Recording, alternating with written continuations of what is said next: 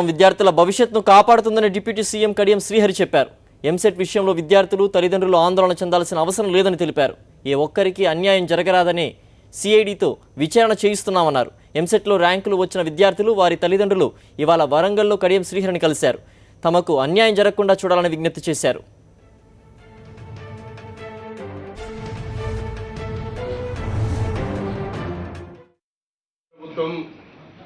EAMCET 2 paper లీకేజీకి సంబంధించి సిబిసిఐడితోనే విచారణ జరిపిస్తున్నది. CBCID నివేదిక రాగానే ఆ నివేదిక ఆధారంగా ప్రభుత్వం నిర్ణయం తీసుకుంది. ప్రభుత్వము విద్యార్థుల యొక్క భవిష్యత్తును కాపాడుతుంది. తల్లిదండ్రులు ఆందోళన చెందవలసిన అవసరం లేదు. ఏ విద్యార్థి కూడా అన్యాయం జరుగుతుందనే ఉద్దేశంతోనే ప్రభుత్వము ప్రతిష్టకు పోకుండా చాలా డీటెయిల్డ్ ఎంక్వైరీకి ఆర్డర్ ఇవ్వడం జరిగింది.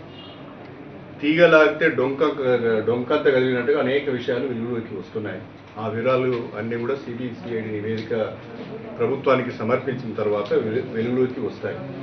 ఆ నివేదిక వచ్చిన తర్వాతనే ప్రభుత్వ పరంగా గౌరవ ముఖ్యమంత్రి గారు అందరితో చర్చించి ఒక నిర్ణయం తీసుకుంటారు.